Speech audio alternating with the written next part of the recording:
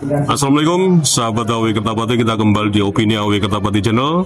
Hari ini kita berkumpul di Ponpes Unik yang pembinanya adalah Abah Muhammad Kufron. Dan kesempatan ini kita sedang mewawancarai Gus Fakih juga dan rekan-rekannya. Ini terkait tentang dokumen kejahatan yang diserahkan oleh Gus Fakih kepada Jenderal Dudung yang beberapa saat lalu sudah diserahkan di Jakarta di kantor Bapak Dudung.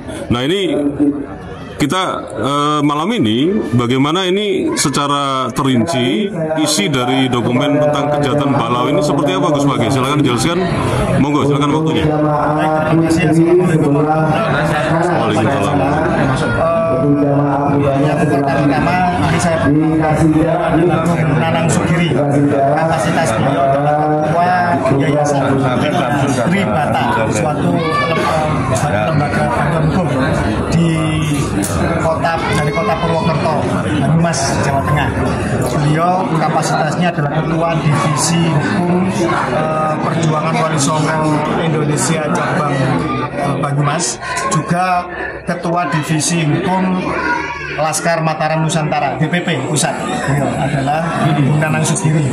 Ini adalah kru beliau, staf anggota dan kader-kader lah semacam itu. Nah, di dalam Yayasan Tribata tersebut, sesungguhnya buku kajian beliau itu adalah suatu buku kajian Indo yang nanti akan beliau jelaskan breakdownnya bagaimana. Itu nanti yang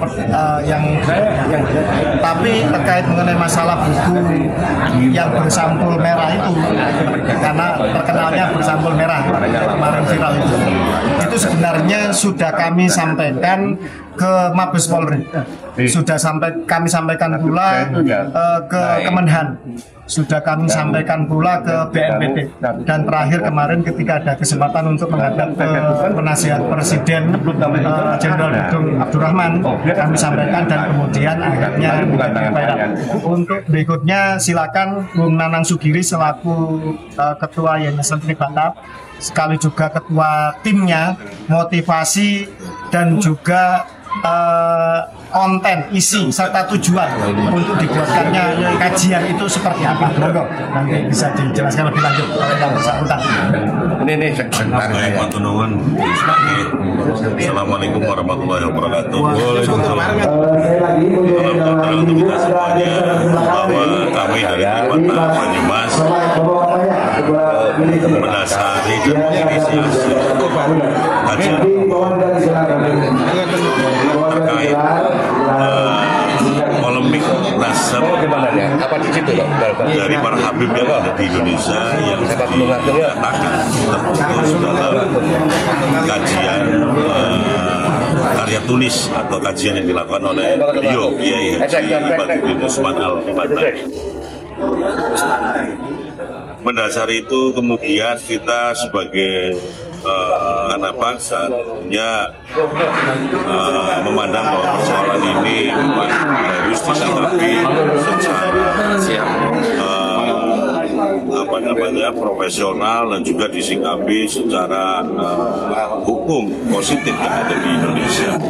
Artinya walaupun konteksnya ini adalah khusus nasab dari tokoh penting agama Islam, yaitu beliau Nabi Muhammad SAW, akan tetapi kami memandang bahwa persoalan serupa bisa saja terjadi pada agama-agama lain yang ada di Indonesia. Indonesia adalah bukan negara Islam. Kita umat Islam adalah salah satu warga negara yang agama yang ada di Indonesia. Sehingga bicara kemaslahatan untuk kedaulatan negara kesatuan Republik Indonesia, tentunya kita berpandangan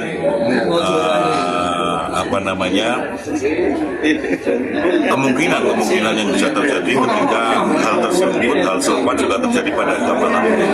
Kita sepakat bahwasanya persoalan nasab dari Nabi Muhammad SAW untuk kepentingan agama Islam kita adalah persoalan nasional. Artinya bukan hanya persoalan daerah-daerah tertentu, bahkan persoalan dunia. Ketika umat Islam sendiri mau peduli dan memperhatikan,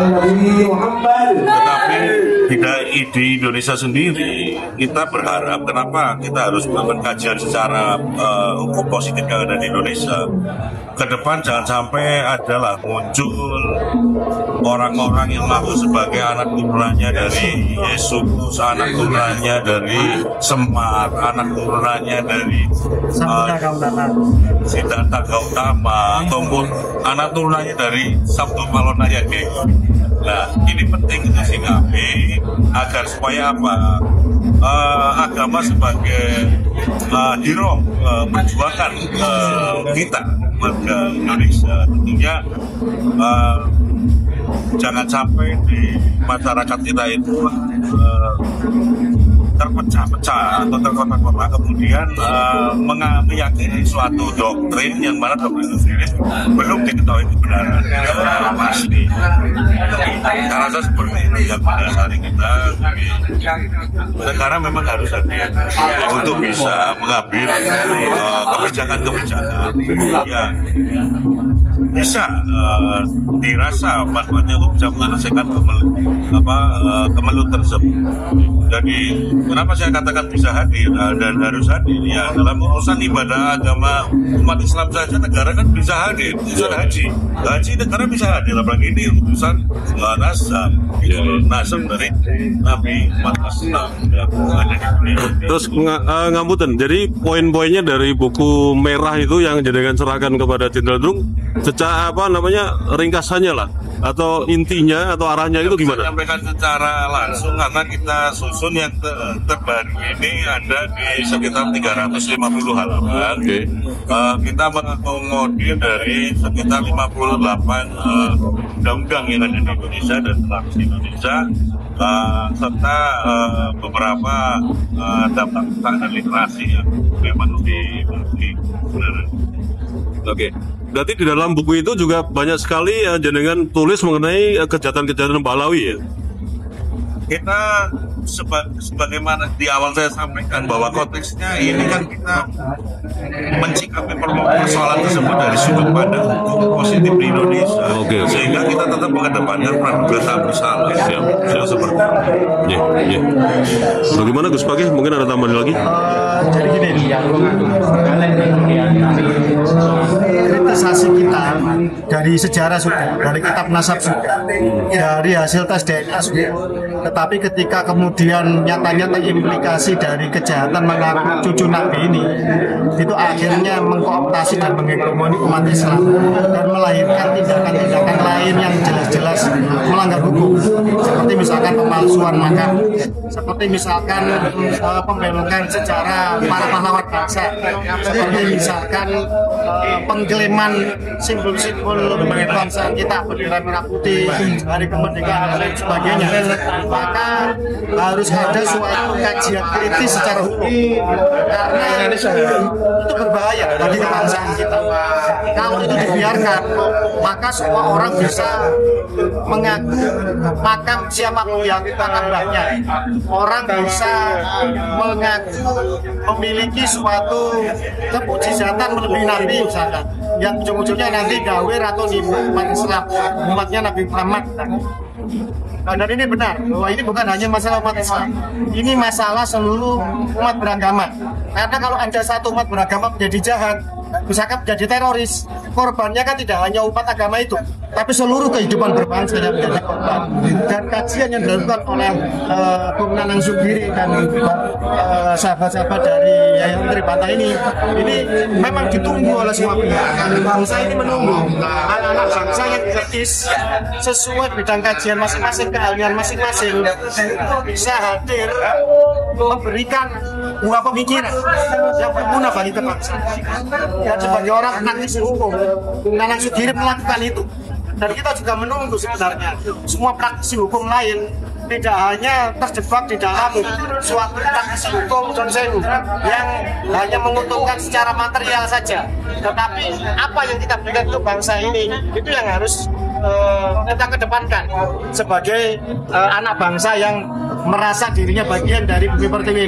Menurut saya yang poin penting dari yang baru sampaikan terkait konten isinya apa, kajian beliau dari sisi mana saja bisa dipertajam lagi. Monggo. Karena ini situasinya memang lagi ada acara di sebelah di tempat ini di Ponpes Unik asuhan dari Mama Gubron. Jadi nanti untuk kajian yang lebih mendalam buku yang jenengan serahkan kepada Pak Dudung itu nanti bisa dibahas di lain waktu ya. Ya Pak, ya Gus ya, seperti itu ya. Sedikit tambahin bahwa itu adalah kajian awal nih Gus. Kajian awal dan kita masih berencana untuk mengembangkan lagi ke bab 2 sampai bab 12. Oke. Ya. Oke. Matur suwun keterangannya Gus Page dan beliaunya, karena ini juga baru pertama kali kita ketemu, dan mudah-mudahan kali ini nanti akan dibahas lebih lanjut lagi mengenai apa yang sudah diserahkan Gus Page dan rekan semua ini ke Jenderal Dudung, yang merupakan itu adalah hukum positif bagaimana kejahatan-kejahatan Balawi itu berlangsung di Indonesia selama bertahun-tahun. Oke, matur suwun. Artinya begini, Oke. Itu adalah kajian induk yang nanti bisa di breakdown menjadi 12 jilid yang lain sesuai dengan masing-masing bidang yang ada dalam buku itu. Yang paling penting adalah buku ini juga tersampaikan ke Mabes Polri, ke Kemenhan, ke BNPT, Badan Nasional Penanggulangan Terorisme. Karena ini juga berpotensi untuk menggiring umat Islam menjadi radikal karena kecintaan anggotanya kepada mereka-mereka yang mengaku cucu Nabi, tapi ternyata tidak terkonfirmasi dari semua sudut apapun. Kemudian sudah sampai juga ke penasihat presiden yang bisa berhubungan langsung dengan presiden. Artinya ini menjadi suatu pancingan bagi negara, suatu stimulus bagi negara. Bagaimana sih nanti respon negara dengan induk kajian hukum ini? Nah, itu semacam itu. Syukur apabila nanti negara hadir ikut mempertajam kajian itu, atau kemudian menjadi suatu pancingan ruang-ruang akademik lain untuk lebih mempertajam itu, dan menjadi pancingan juga bagi para praktisi hukum bisa hadir juga untuk kepeduliannya akan nasib bangsa ini. Oke. Monggo langsung jangan tutup aja. Monggo mana sendiri.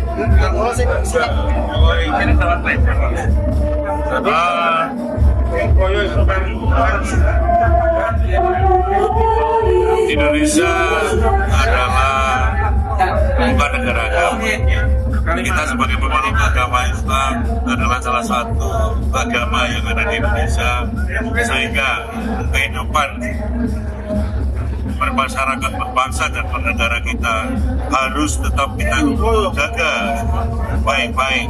Kita harus jaga kerukunan antar anak bangsa.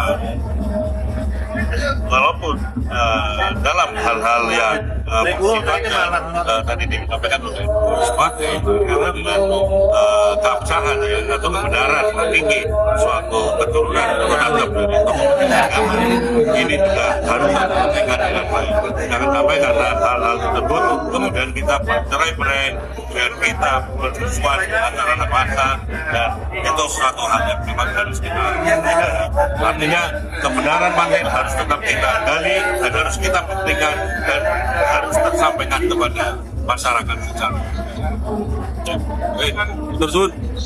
Matur suwun wawancara singkat kali ini, dan nanti akan kita bahas lagi secara detail mengenai apa yang sudah diserahkan kepada Bapak Jenderal Dudung tentang yang disebut adalah buku merah tersebut. Wassalamualaikum warahmatullahi wabarakatuh.